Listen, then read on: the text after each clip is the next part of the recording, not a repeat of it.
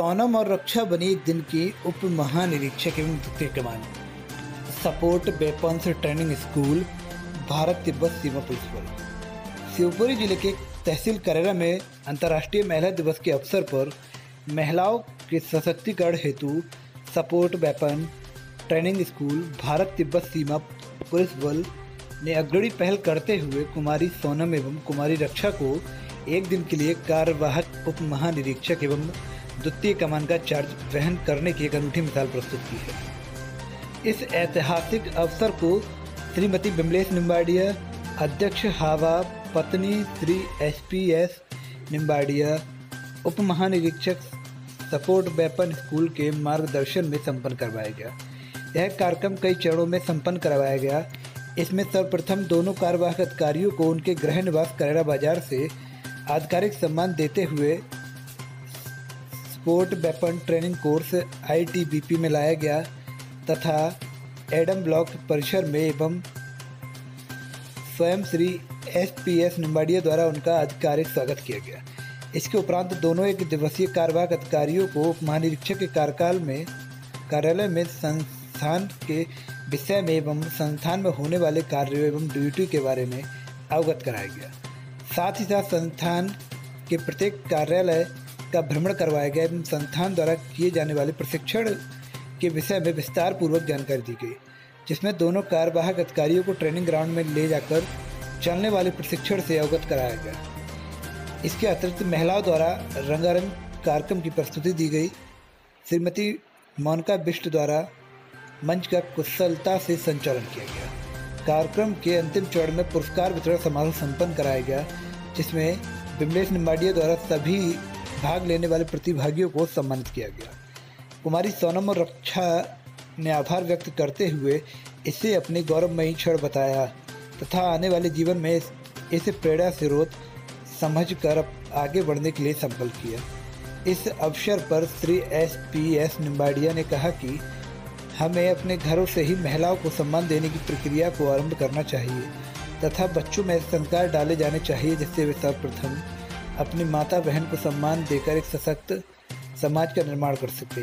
एक शानदार दोपहर के भोजन के उपरांत सभी महिलाओं को सम्मान से विदा कर महिला दिवस को संपन्न करवाया गया। शिवपुरी के करेरा से संजय गुप्ता, बिलैया की रिपोर्ट।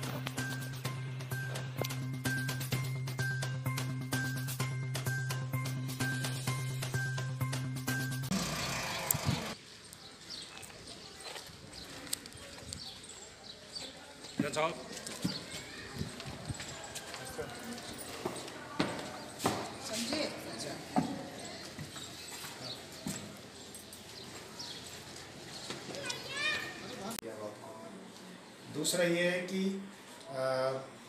हमारी फंक्शनिंग क्या है उसको थोड़ा समझने की कोशिश करना, और एज ए आउटसाइडर आपको पता चलना चाहिए कि हमारा फंक्शन कैसे हो रहा है और आपको लगता है इसको हम कैसे और इम्प्रूव कर सकते हैं। सो योर एवरी सजेशन जो है उसको हम बहुत गहराई से लेंगे, सीरियसली लेंगे, और जो भी आपको लगता है कि नहीं इसको, जैसे ट्रेनिंग है, अभी आपको ट्रेनिंग में लेके जाएंगे हमारे ऑफिसर, वो देखेगा। इसके बाद एक कल्चर प्रोग्राम हमारी मैडम महिलाओं के साथ वहाँ पर कल्चर प्रोग्राम ऑर्गेनाइज कर रही हैं, वो देखेगा। फिर खाना कैसे बनता है, कैसे डिस्ट्रीब्यूट होता है, जवानों को कैसे क्या है, पूरा सेटअप को आज विजिट करना है। जहाँ जहाँ आपको कोई भी कमी नज़र आती है प्लीज़ वो हमें बताएं ताकि हम उसको इम्प्रूव करें। और साथ के साथ जब आप चेयर से उठ के जाएंगी तो आपको अपने आप से प्रॉमिस भी करना है कि नहीं, मुझे इस चेयर तक बनने में दिन रात मेहनत करनी है, अपने माँ बाप का सपना पूरा करना है। और आज जो आपको एक उसके लिए बैठाया है नॉशनल तरीके से, ठीक है, तो उसको एक दिन हकीकत में पूरा करना है। हो सकता है उस वक्त मैं रिटायर हो जाऊं, पर मैं आपके इन्विटेशन का इंतजार करूंगा। किसी का DA जो भी होगा यहाँ से, जैसे कि एक तरह से ये बैंक है, तो यहाँ से हम सारा कोरस्पोंडेंस इनका ये सब हमारा चलता है। तो ये यहाँ ये हर एक ब्रांच का एक पूरा सेटअप भी होता है कि उसमें 2 आदमी होंगे, 4 होंगे, 5 होंगे।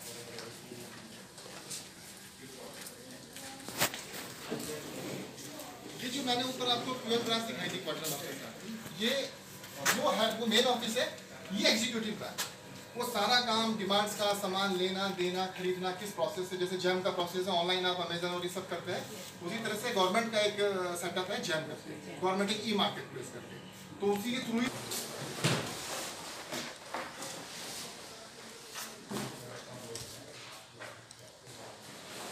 पीछे रखो।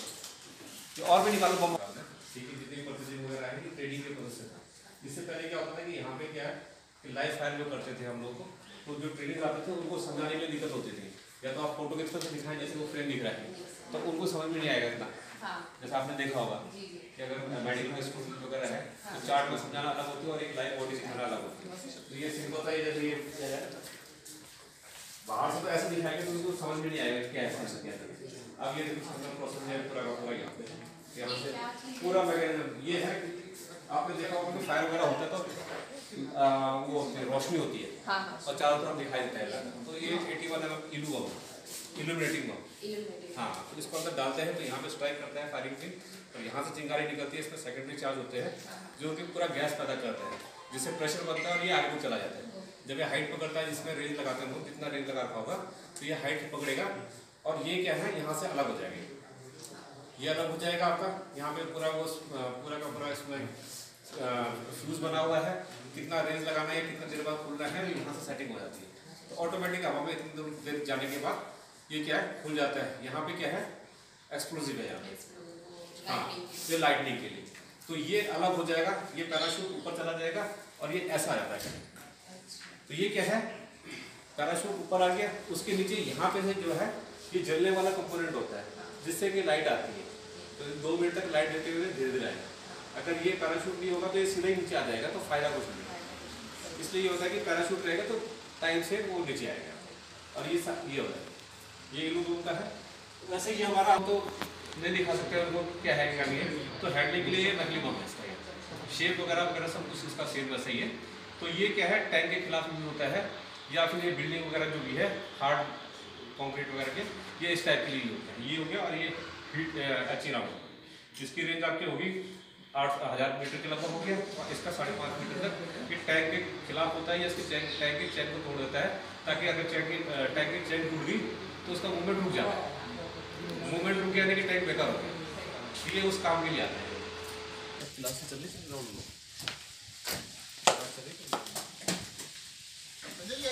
हाँ जी सर।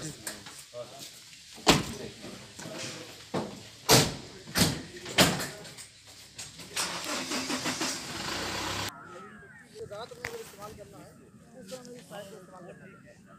दिन में उसको किसी टारगेट का हम डाटा निकाल लेते हैं। अगर पता चलता है कि हमें इस जगह पे दुश्मन आ सकता है तो उसमें जो दिशा ऐसा लगी रहती है, डिग्री होती है, कितने डिग्री का हमारा दुश्मन होगा वो रेंज उसमें निकाल के फिक्स कर देते हैं। रात के समय वही डाटा निकाल लगा देते हैं और फायर में शामिल करते हैं। इनडायरेक्ट भी फायर किया जाता है, डायरेक्ट और इनडायरेक्ट दो प्रकार के फायर होते हैं। डायरेक्ट मतलब फायर वोल कि जैसे मैं आपको देख रहा हूँ तो डायरेक्ट मतलब ये कि नहीं दिख रहा है तो ऊपर से ओवर शॉट कर दिया बेल्ट है तो ये जो आपको अगर थोड़ा पिक्चर याद हो डीआईजी सर के ऑफिस में जो चल रही थी, तो ये जो है वो जो रॉकेट जो सर दिखा रहे थे भी आपको, वो इनके अंदर जाता है तो उसको ऐसे छोड़ देते हैं तो नीचे जाता है और वो यहाँ जाके टकराता है और इसमें पिन जैसी होती है, वो पिन उसमें टकी एक्सप्लोसिव फिर इंसिएट हो जाता है और फिर बम भाग ऐसे। और ये दाहिने बाएं इस तरीके से बनती है। ये लेफ्ट राइट करते हैं। डिग्री का क्या सिस्टम है?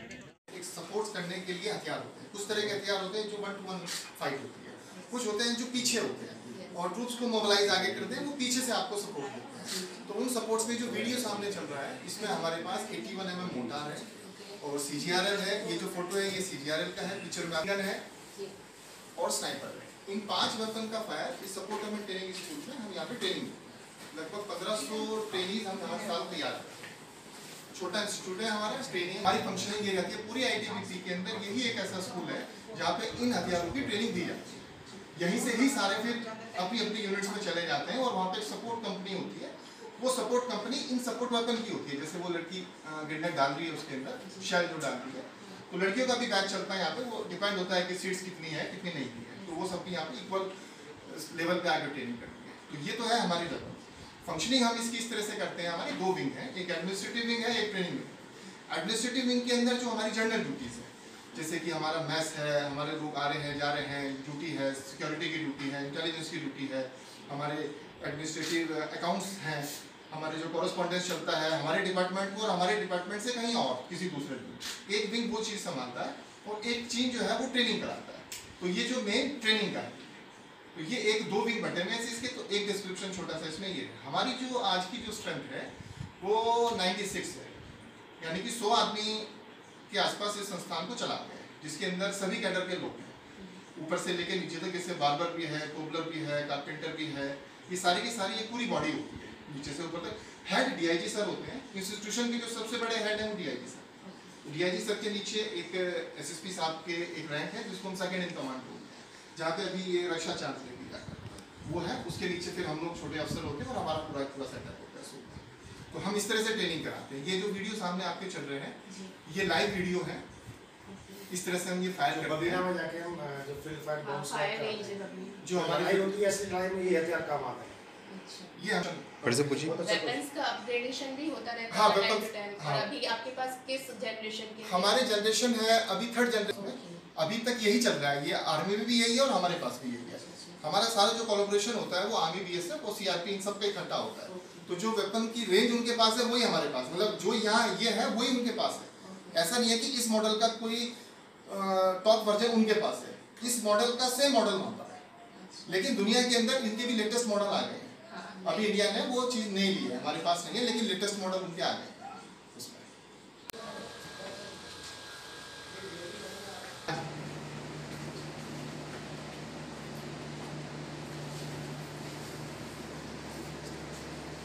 हमारी फंक्शनिंग ये है, जो सेकंड कमांड होता है, जैसे भी डीआईजी सर हमारे हेड ऑफ ऑफिस है, तो जो ओआईसी का काम है, सबसे पहले यदि डीआईजी सर यहाँ नहीं है, छुट्टी पे है या कहीं ड्यूटी पे गए हैं, तो एज डीआईजी काम करना उनके बिहाफ पे।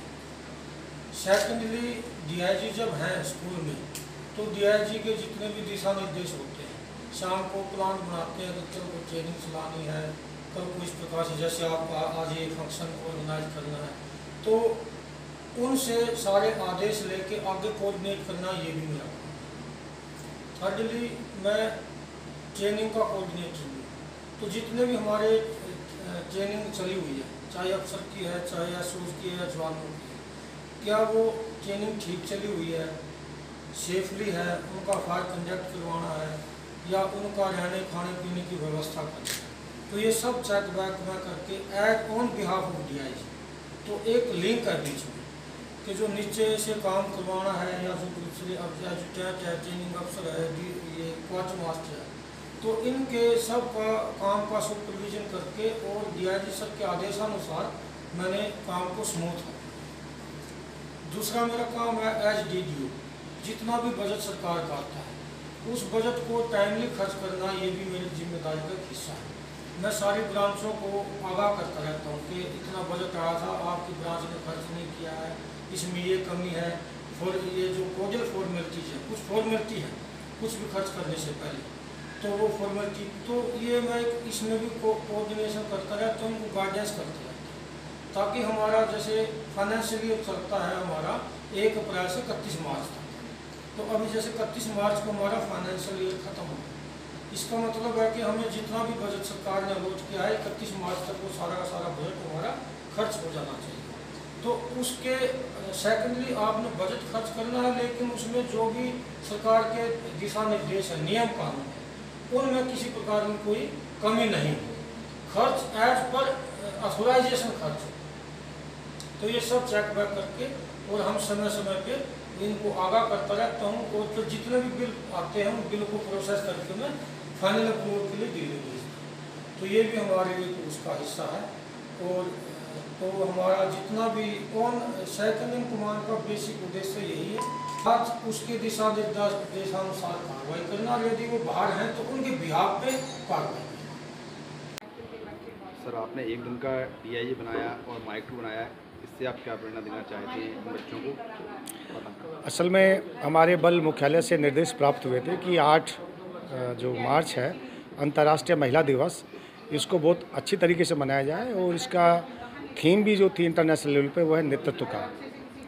तो इसी में हमने मंथन किया आपस में अधिकारियों ने, तो हमने कहा कि जो हमारी करेरा की बेटी हैं उनमें से जो अपना उनको किसी को आमंत्रण करें और उनको एक दिन के लिए अपने स्कूल के अंदर सपोर्ट वेपन ट्रेनिंग स्कूल में भारत तिब्बत सीमा पुलिस करेरा में आमंत्रित किया जाए, और एक दिन के लिए प्रतीक के रूप में डीआईजी का कार्यभार दिया जाए।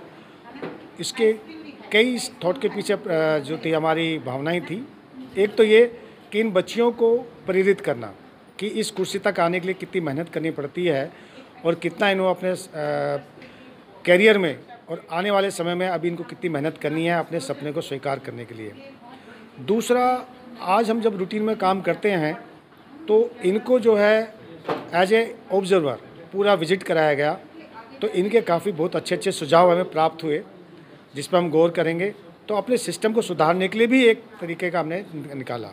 जैसे अभी इन्होंने जब कुर्सी पर बैठी, जब चीज़ें हमारे कंपनी कमांडर उदित साहब ने बताया किस प्रकार के हम वेपन करते हैं, तो इनका मूल प्रश्न था कि आपके हथियार इतने पुराने हैं और समय के हिसाब से आप कैसे अपग्रेडेशन करते रहते हैं। तो ये एक सच में एक बहुत इंटेलिजेंट एक प्रश्न था जो कि स्वाभाविक रूप से आता है, लेकिन सिविलियंस को ऐसा आ जाए ये हमने नहीं सोचा था। तो इसका मतलब है कि इन्होंने चीज़ को बहुत सीरियसली ले रही हैं और विजिट किया कैंप का। इन्होंने जो जो हमें आप सुझाव देंगी हम इसको प्राप्त करेंगे। एंड इस सब के लिए जो है हमारे कैंप के जो हमारे परिवार है, जो जवानों के परिवार हैं, उनको भी हमने आमंत्रित किया है और उनको भी हमारी कार्य प्रणाली से अवगत कराया, जिसमें हमारी पत्नी श्रीमती बिमलेश निम्बाड़िया, इनका भी बहुत बड़ा योगदान रहा है। उन्होंने सभी महिलाओं को कैंप का विजिट कराया और अपना सिस्टम जो हमारा अंदर वो समझाया, सीखा, और इनसे भी जो भी हमें प्रेरणा प्राप्त होगी और उसको हम आगे लागू करेंगे। और जो हवा है, हिमवीर वाइव्स वेलफेयर एसोसिएशन दिल्ली में जो भी सुझाव होगा हम हवा को भी भेजेंगे। Thank you very much. एक दिन का DI बन के आपको कैसा लगा, बताएं। मुझे बहुत ही अच्छा फील हो रहा है और मैं बहुत ही एक्साइटेड भी हूँ आगे सारी प्रोसीजर को जानने के लिए। और मुझे यहाँ बैठ के लग रहा है कि ये बहुत ही ज़्यादा रिस्पॉन्सिबल पोस्ट है और आप इस पोस्ट का किसी भी तरह से मिसयूज़ नहीं कर सकते हैं। And you have to very aware about your work and your job. And I am very happy and मैं कोशिश करूँगी और हार्ड वर्क करूँगी कि मैं इस पोस्ट तक फाइनली पहुँचूँ। सिर्फ एक दिन नहीं, मतलब आगे मैं इस पोस्ट को एंजॉय करना चाहती हूँ and I am very excited. Second commandant बन के आपको कैसा लगा और आप उनको मतलब क्या बताना चाहेंगे सब लोगों को, बताएं। मुझे आज बहुत अच्छा फील हो रहा है और मैं इस पोस्ट के लिए बहुत एक्साइटेड भी हूँ। यहाँ आके मैं बहुत अच्छा फील भी कर रही हूँ और कोशिश करूँगी मैं एक दिन यही पोस्ट पे आ सकूँ। और थैंक यू आप लोगों से मुझे आज यहाँ बैठकर जो महसूस हुआ उसे रियलाइज़ कर पा रही हूँ। Thank you. आप उनको कुछ बताना चाहेंगी स्टाफ को? Subscribe now and press the bell icon. Never miss an update.